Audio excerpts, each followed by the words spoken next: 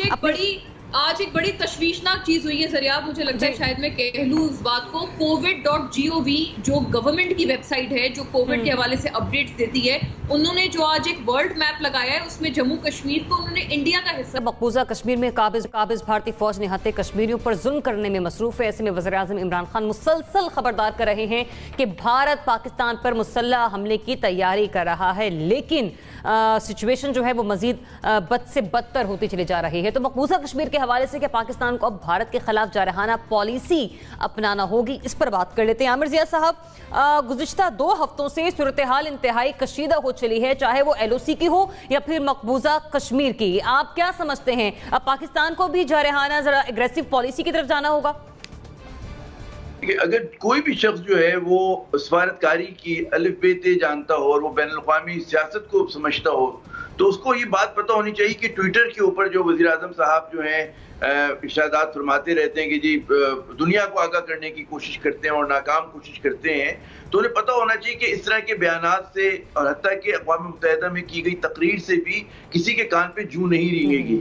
बैनुल-अक़वामी सियासत जो होती है मफादात का खेल होती है, और कोई और कौम जो है वो आपका आके मसला हल नहीं करा सकती। आपको अपने मसले, अगर वो आप समझते हैं कि आपका मसला है, तो मसले आपको खुद हल कराने होते हैं। तो हमारी जो मैं समझता हूँ कि रियासती पॉलिसी की कमजोरी है, सबसे कमजोर कड़ी है, क्योंकि वो यही है कि हम लोगों ने 5 अगस्त का जो वाकया किया था मोदी साहब ने, और उसके साथ जिस तरह से उन्होंने मतलब कश्मीरियों के हकूक को सल्ब किया और जो उनकी आईनी हैसियत को तब्दील किया और अपनी तरफ से इस मसले को हल कर लिया कि उन्होंने भारत का हिस्सा बना दिया कश्मीर को, और अब उसके सिर्फ फॉल आउट को उन्हें मैनेज करना है, तो उन्होंने जो करना था कर लिया। सवाल ये कि हमने उसके जवाब में क्या किया। हमें ये हर वक्त गुनगाने की जरूरत नहीं है कि जी ये आगाह करते रहे दुनिया को, जी भारत जुल्म कर रहा है। दुनिया को पता है, दुनिया बड़ी इन्फॉर्म्ड है। हमें ये सोचना है कि हमें खुद क्या करना है।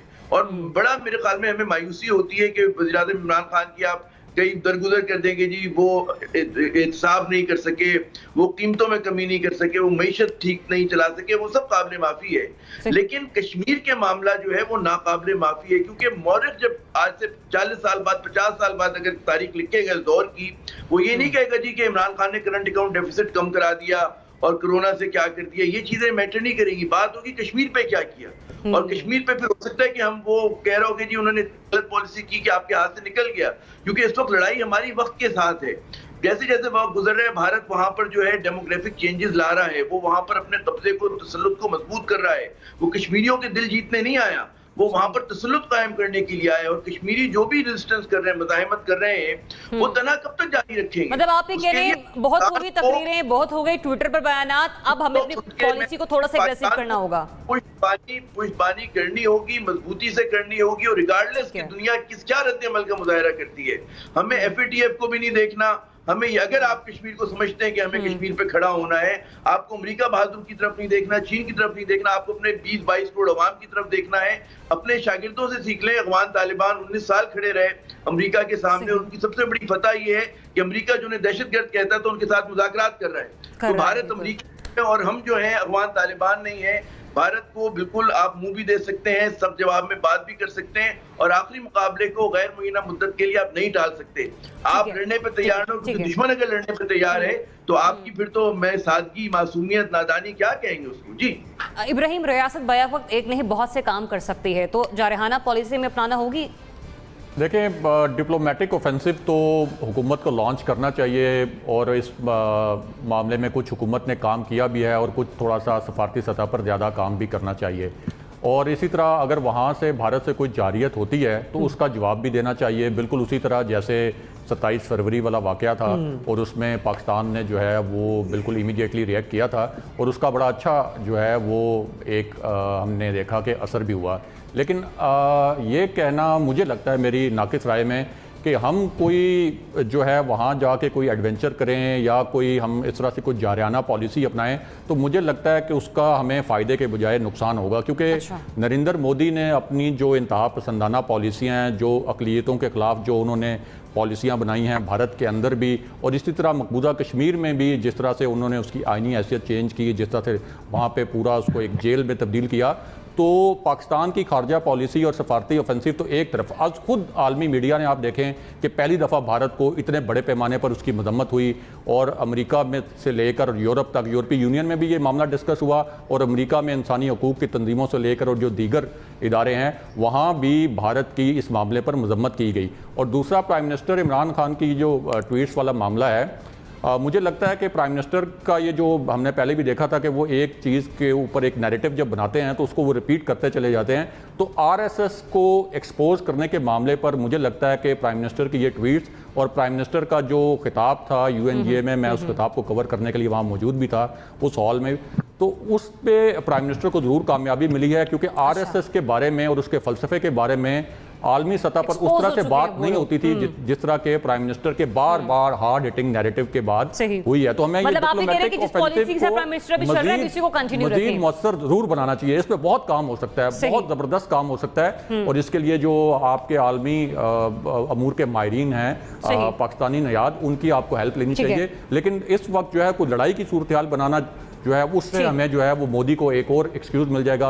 और वो हमें ये भी पता है कि हमारा और उनका जो अस्करी ताकत का कंपैरिजन है वो भी हम जानते हैं। तो इस सूरत हाल में बेहतर यही है कि अपनी जो डिप्लोमेटिक ऑफेंसिव है इसको स्ट्रॉन्ग किया जाए, लॉन्च किया जाए। लेकिन अगर वहां से कोई जारियत होती है तो उसका जवाब तो पाकिस्तान मुंह तोड़ जवाब दे। एनबीसी, आपका पॉइंट ऑफ व्यू क्या है? देखिए, मुझे तो इस हफ्ते 2 सदमे हुए, बड़े सदमे कश्मीर के हवाले से।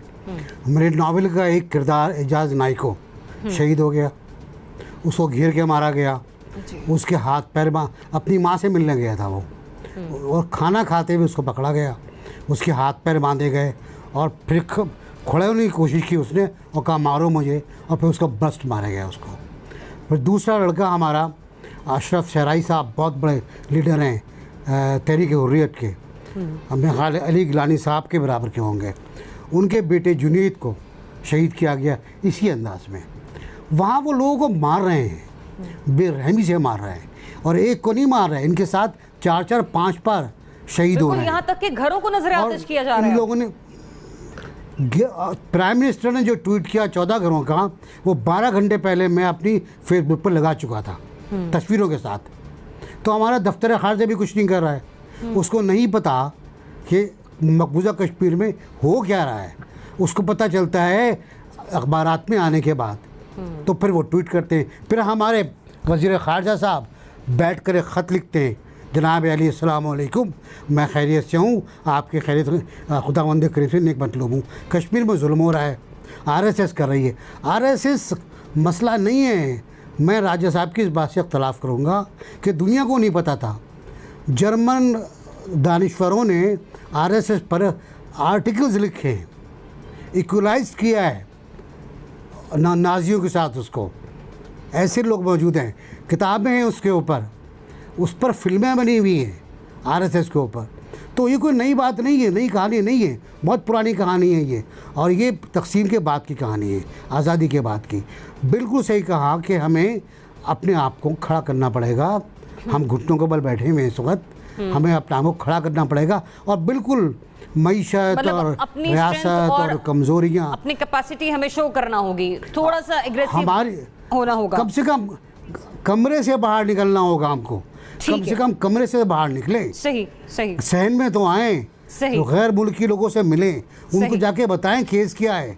अभी तो ओआईसी भी कहती है भाई बड़ा, तो हमें अफसोस हो गया, खाली अफसोस। मतलब ऐलान जंग नहीं, लेकिन कम से कम दुश्मन के सामने आकर जरूर खड़े हो जाएं अपने हथियारों के साथ। मोना, ऐलान जंग तो जब होगा जब वो जंग करेगा।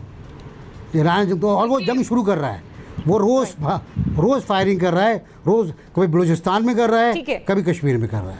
मोना, देखिए, ये बात ये है कि इंटरनेशनल मीडिया की जितनी अच्छी कवरेज मिली थी जब से कोविड वाला मामला शुरू हुआ है, तमाम चीज़ें काफ़ी हद तक सबसाइड हो गई हैं। अब पाकिस्तान की तरफ से जो चीज़ मुझे नज़र आ रही है वो ये है कि कोशिश करते हैं कि हम दोबारा सुर्खियों में आए, कश्मीर के हवाले से दोबारा जो भारत का भद्दा चेहरा है वो दुनिया के आगे एक्सपोज हो, और इंटरनेशनल मीडिया, क्योंकि पाकिस्तान की ये बात दुरुस्त है, और वेदर आई लाइक इट और नॉट, लेकिन अगर प्राइम मिनिस्टर ट्वीट करते हैं या वो कोई जाकर बात करते हैं, इंटरनेशनल मीडिया उसे बेपनाह कवरेज देता है। ये बात हम सब ने देखी है, जैसे पहले नजर आई। लेकिन ये बात जरूर है, यूएनजीए में प्राइम मिनिस्टर का बड़ा हिस्टोरिक खिताब था, उसके बाद से हिकमत अमली एब्सेंट नजर आई। यानी कि एक खिताब हो गया, but this is not it, ये तो शुरुआत थी। इसके बाद से आपने मजीद उसको आपने आगे लेकर चलना था, मजीद उसको उठान देनी थी, लेकिन वहां के बाद से एक स्टेलमेट नजर आया। अभी भी इस वक्त जो शहरयार आफरीदी साहब कश्मीर कमेटी के चेयरमैन हैं, जिन्होंने इतने स्टॉलवर्ट फखर इमाम, उनको उन्होंने रिप्लेस किया है, क्या उनसे बेहतर चॉइस नहीं थी गवर्नमेंट के पास? मैं कहने का मकसद ये, मैं बिल्कुल इस हक में नहीं हूँ कि हम वहां पर जाकर कोई इश्तियाल अंगेजी करते हैं। बिल्कुल हमारा अगर आप साइज देखें मिलिटरीली तो भारत से हमारा कोई कंपैरिजन नहीं है। हम अपने आप को डिफेंड जरूर कर सकते हैं, लेकिन हम एक ऑफेंसिव लॉन्च कर ये एक्सपेक्ट नहीं कर सकते हैं कि हम ठीक रहेंगे। ये बात बिल्कुल ठीक है, आई एडमिट दिस, लेकिन हम डिफेंसिव बहुत अच्छा कर सकते हैं। हमने अभी 2019 में भी 27 फरवरी को कर दिखाया है।